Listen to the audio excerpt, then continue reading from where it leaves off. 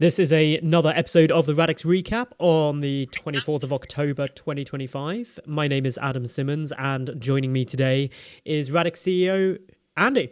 Andy, how are things going? Hey Adam, I'm good, mate. I'm good. How are you? I am very, very much in the depths of lurgy from young children who have infected me with a bug, but that hasn't stopped me, as you can attest to. Otherwise, good. Indeed. Yes, the gift that keeps giving. The gift that keeps giving. So if you hear some coughs and stuff, that is unfortunately unavoidable today. So apologies for that. What about yourself? How are you doing? I'm okay. I may have had this shiny little Oculus card land on my desk, and I may have been playing with that, but nobody should be telling you about it. Well, the thing is, someone has told me about it because I've also got one in front of me now. So I know I sent it to you. So I may know that these do exist, but I'm sure we'll come on to that because this is going to be a fun thing coming up. But I mean, to kick things off, would you like to start off with what's been going on in terms of Hyperlane routes this week? Yes, sweet. So BNB is now up and live. We can bridge natively into that. So DeFi Plaza have got the pools seeded, and a little birdie tells me that there's a fair bit of liquidity coming in, probably early next week. But yep, that's up and running. Delighted about that one. I think there's also some pools set up on Caviar and Aussie now as well. So as with the other routes, once those pools are set up, now those pools are set up. Basically, people can come and start adding liquidity, and obviously they can bridge BNB over into Radix directly via the Astrolescent front end. And then, as expected, as normal, we'll then likely see Root and Weft add support for lending and borrowing BNB as well once those liquidity pools have enough in them to be able to support lending and borrowing on there as well. So this is part of our plan to extend the amount of assets on a regular basis that can be brought into Radix via Hyperlane. And of course, has the added bonus as well that Binance is now listed on Radix. Yes. Yeah, enough said. So tell me about Hyperscale. Where have we got to with that? Yeah, so we've done some kind of informal updates on this, and I know that people have been asking about it. So essentially, we've been running behind the scenes with a couple of different people, tests on the Hyperscale code that Dan had been working on. Now, obviously, Dan, when he passed, was only a couple of weeks away from doing the high performance test and was literally working on this all throughout, improving it, optimizing it. And a lot of that was on his local machine. So because Dan had been running point on this, a lot of the things that were done, even though we had all of the code, was set up by Dan, run by Dan. And while the code was very well documented, there were still bits and bobs that people hadn't done all of the parts of, like setting up a network, actually having it run, submitting the transactions into the network, all of those sort of things. Dan was handling himself during most of those tests. So we've been going through the process of doing that and scaling that up behind the scenes, and that's been going well. So what we have most recently done with that is got it to about 10 times the performance that we initially had. So again, rough steps here was like, hey, we've got a whole bunch of code, a whole bunch of different versions that have been worked on in parallel. Which one is the best candidate to start building off of, and it's like the canonical version to run on. From there, can we get that spun up on just a local machine? One node, one network, just can we get it working? Answer was yes. Next step to that was then going, okay, can we get a small group of nodes working on this without any worry about throughput or trying to hit any numbers, but hey, can we get this working on a decentralized set of nodes? Again, answer yes. Then we tried pushing it a bit more, which is where we've got to now, which is that kind of 10x throughput per machine versus the initial numbers. We've sorted out a bunch on how transactions are submitted to the network. What we're currently going through the process of is with that very, very small group of people who Dan worked with as well, is can we get that spin up with more throughput. So even though it's done 10x per machine, the total network throughput is still modest. So the next step is, hey, if we just throw a lot more compute on, so obviously cloud compute backing this up, rather than just people's individual machines or community tests. Can we get that scaling closer to the levels that Dan had on the tests previously? Then, assuming that is all successful, we move into a community testing phase where we open up to the wider group that Dan had been running tests with. That will require some kind of like DevOps stuff and making sure that we get everything set up for there. Assuming that all goes well, then it starts moving into the public test with the third parties who are still ready to go. Yeah. That was a quick summary. I joined the call. Yep. Yeah. So that is a great summary. You sort of glossed over a few things at the beginning, and I was on a call, as you know, earlier in the week with a couple of people that were involved in that, and I just want to tip my hat to them because they didn't have a bunch of information, and they used some best guesswork, I guess. Maybe some hacker techniques, some hacker thinking in and around like, what could we do to get this going? And they shortcut getting this up and running by hook or by crook, by trial and error, thinking like Dan, as it were, and things that he'd said. And so, yes, they've done a brilliant job in a short space of time. And I just want to acknowledge that lateral thinking and hard work they've done to get us into what is a really solid position now on that. You know who you are. Thanks. And yeah, those people who have been helping out on this, I suspect that we'll have more to say about that in the near future. At the moment, we're keeping it quite quiet, just so that the small group who are working on it don't have everyone in the community hammering them constantly on what's going on, what's happening. Get left alone. They can actually focus on it. But as I said earlier in the week, like the closest analogy I think kind of does it justice to what this is. It's like a chef has left all the ingredients, all the tools, and the recipe for cooking this incredible dish. That doesn't substitute that if you haven't actually cooked it yourself first, you need to get a hang of some of the little tricks and stuff, and if they haven't taught you it directly, some of that's working out how to do these things. And it's all in there. You can work it all out, but some of it's a case of needing to actually go through the process, do it in different ways rather than jumping straight in and cooking that dish on a busy Friday night at a restaurant for 100 sittings or something. So and that's the spamming's an example of that, right? Dan used to just run that up, and we've had to figure out how to do that. It's a reasonable, easily to get your head around idea. So good news is that is all progressing. We will be doing a bigger update on that, and like a more formal update. We're doing it informally at the moment, just because I'm very conscious of making sure that we are sticking to under-promising and over-delivering, and I don't want to sit there and make big claims when we're still trying to work out exactly where we are. I want to be able to give firm details to people of where we are, what's next, and some reasonable expectations of how that works. But I don't think we're too far away from being able to do that. Cool. Tell me about Tasset transaction bowls. So they've been up. So this, of course, was the big goal of everything that we've been wanting to do with the Radix incentives campaign. And of course, elephant in the room is some of those things haven't been getting the linear momentum and growth that we would want. We had some good pickup early on in the incentives campaign. Then a few on-chain cascade liquidations caused us some issues. But the main thing is that across the board, we're seeing the other numbers that we want to be going up. Obviously, they can always go faster, so we're getting more wrapped assets across, we're getting more DEX volume, we're getting more transaction volume, we're getting more assets added in, and this all helps make Radix a more and more appealing place for builders, for other users, for other capital, for LPs, for more people to bridge in, and everything else. And one that I'm particularly fond of on this is that the weekly transactions on Radix, last week, so 13th to 20th of October, hit their second highest level ever, with the exception of the RadQuest week. We always have to caveat the RadQuest week because that was stupidly high due to what went on there. But outside of that, for a normal week, it's the second highest it's ever been. So given the overall market outlook and what's been going on, I think that's a fantastic achievement and one that is steadily rising across the board. So these kind of indicators, the reason we look at all of them, while there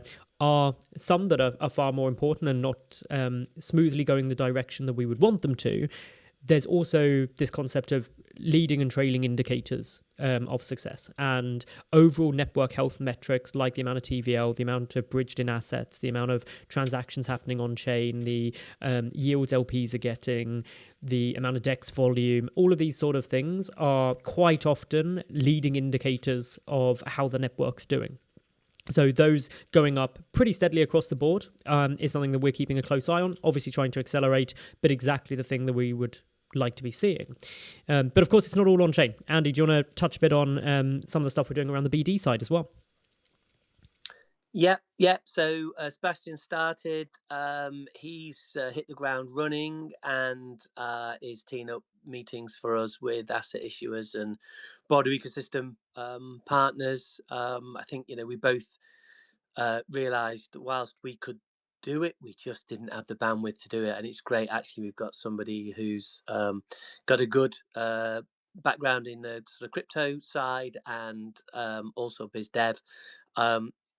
Well connected. He's knocking on doors for us and teeing up meetings, which means we just turn up to those meetings. In fact, we've got one in about an hour. Yep.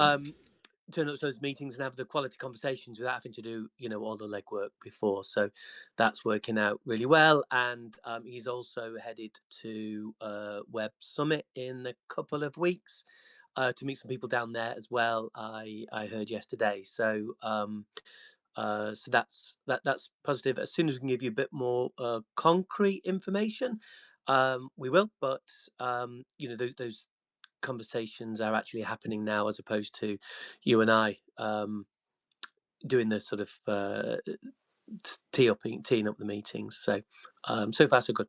And been going really well as well. He kicked off last week, and this week already we've had, I think it's 3 meetings we've been on that he's organised already. So this, and they're with the right people on their sides. They're with some relatively large potential partners and conversations. So this is all starting in the direction that we want it to be. Obviously, we're looking to do more there, ramp that up. But this is all kind of all pistons going to get us to the point that we all want to get to.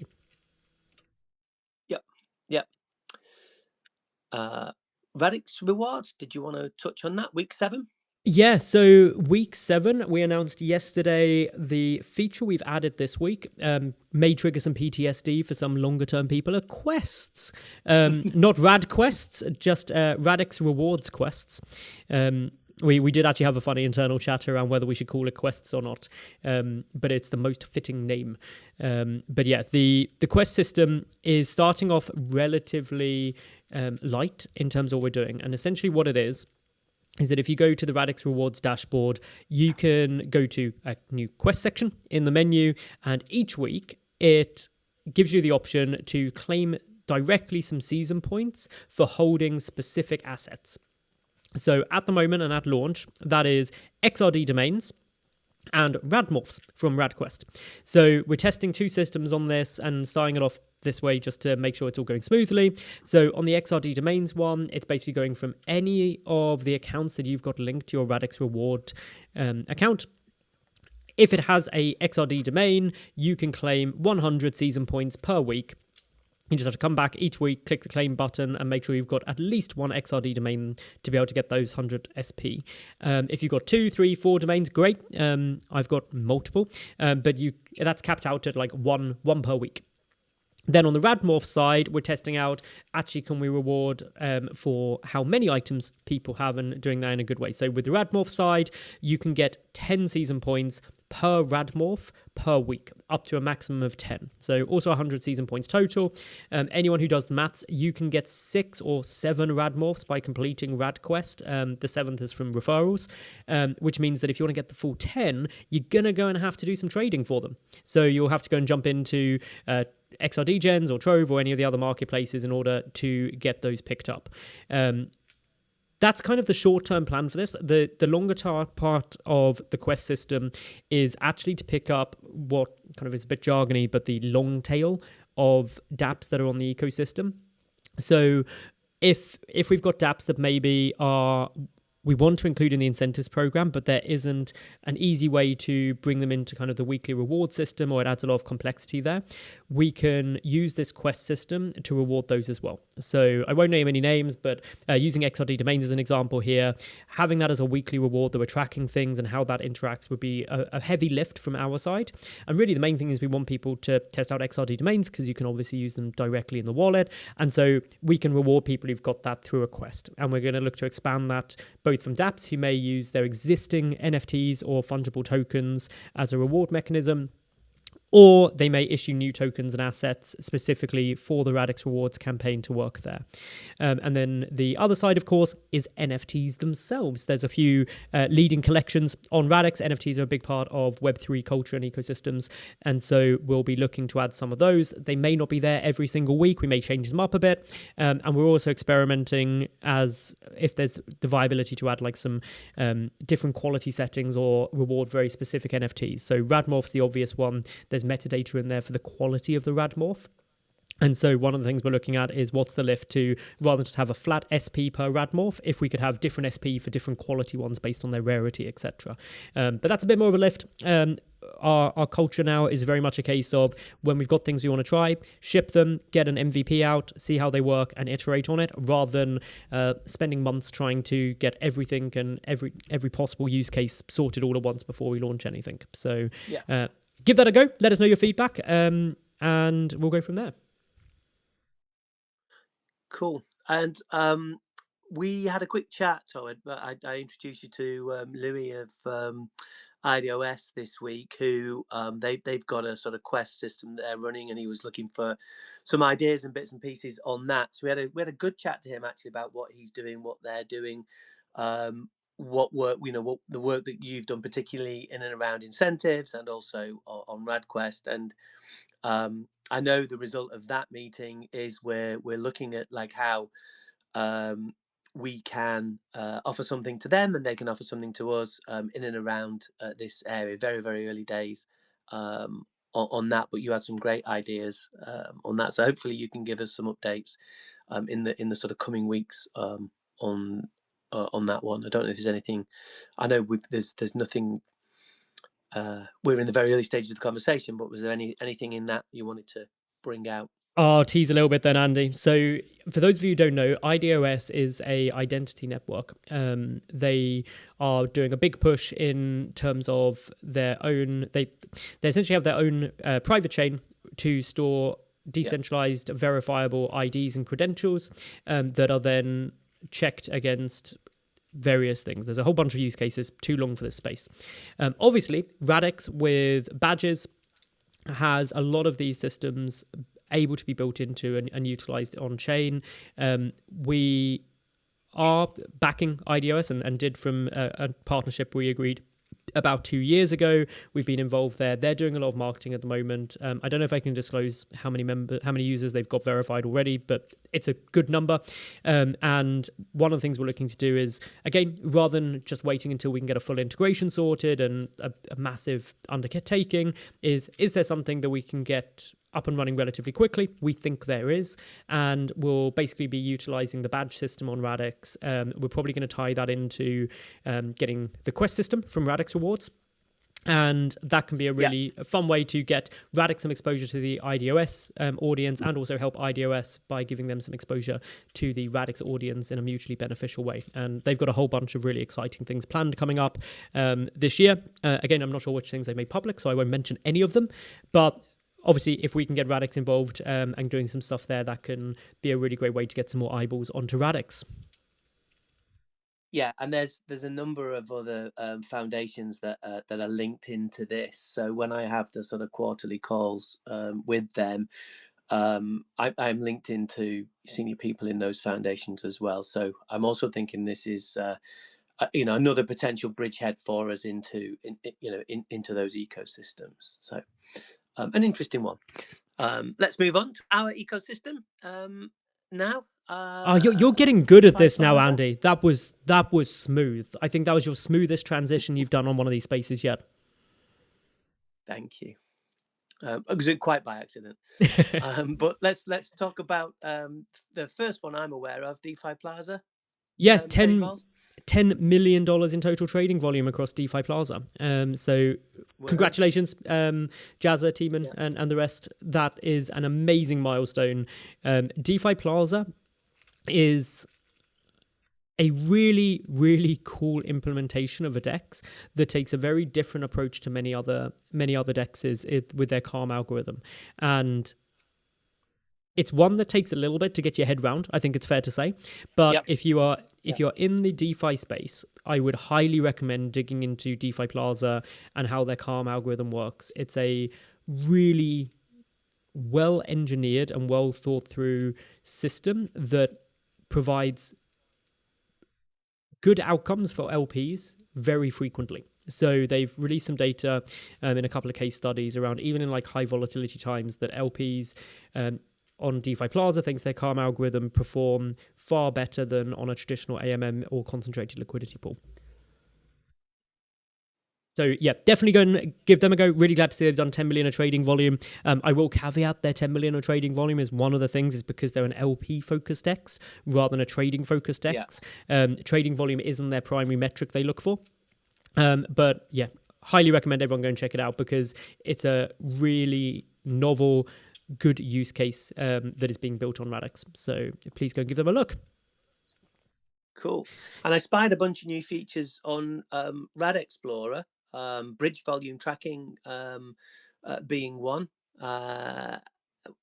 Any others that you can that you've looked at? Yeah, so they've added some more charting information. They've added the ability to monitor multiple other chains. They've added a whole bunch around date range filtering and historical price performance and performance analytics. So again, RadXplorer, Charlie, you're doing a fantastic job building out features. I know the bridge volume tracking was done in collaboration with Astrolescent.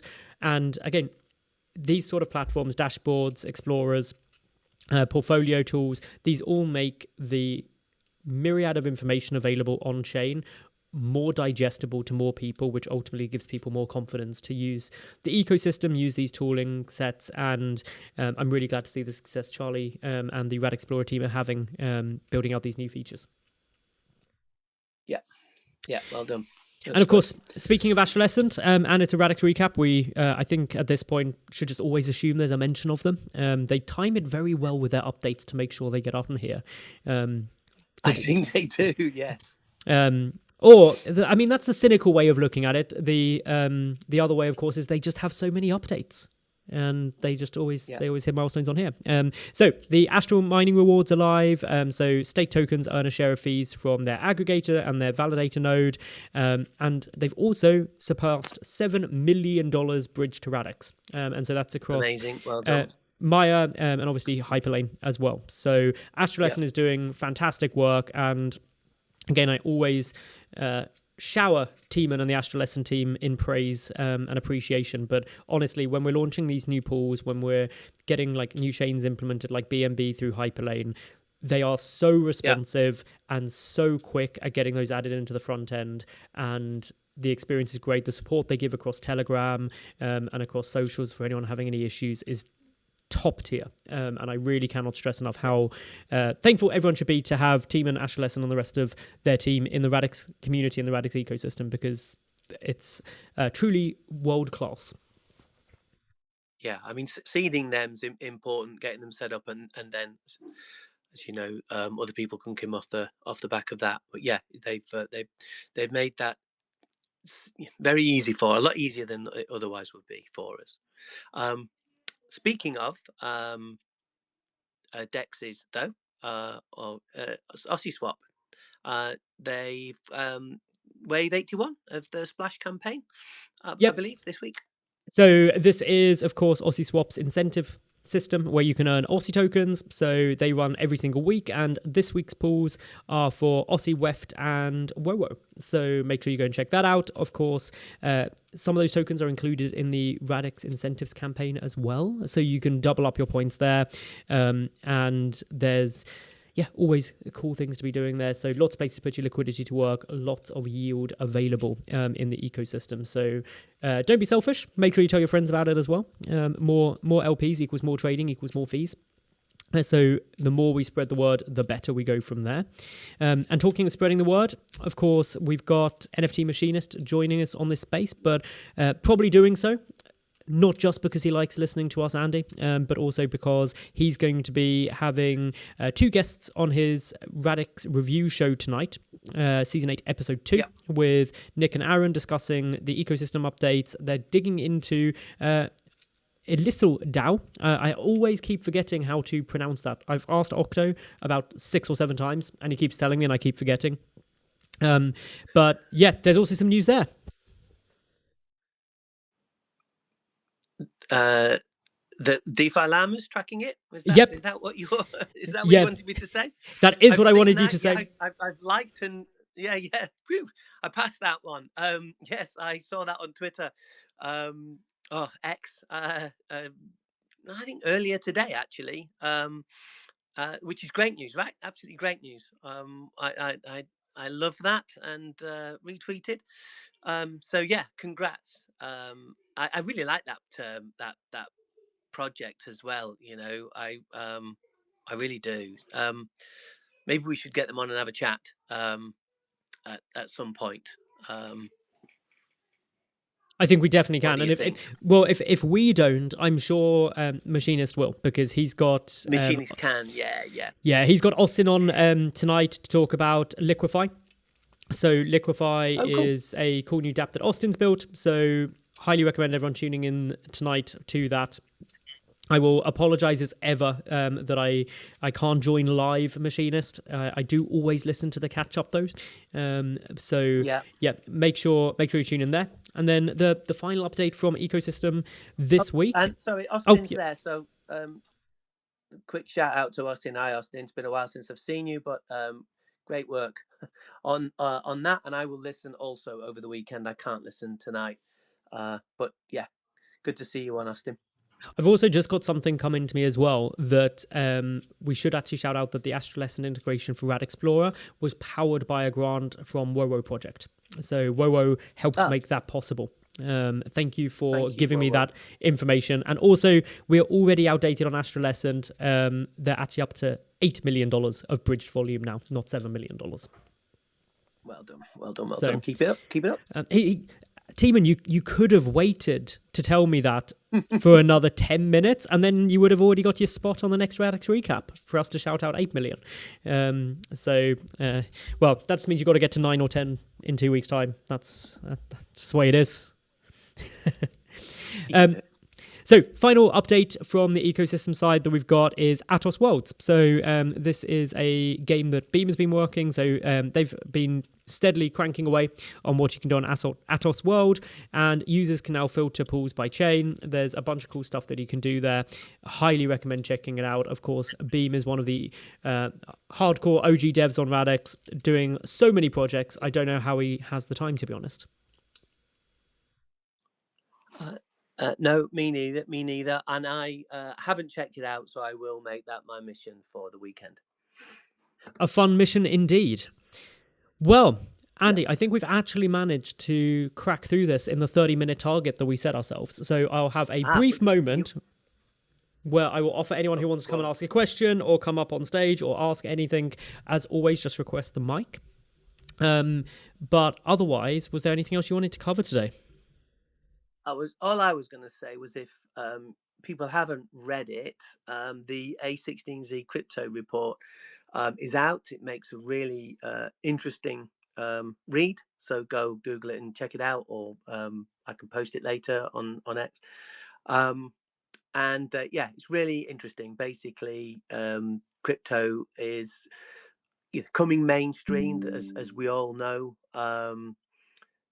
That market's crossing the 4 trillion mark, active users growing fast, particularly in emerging markets.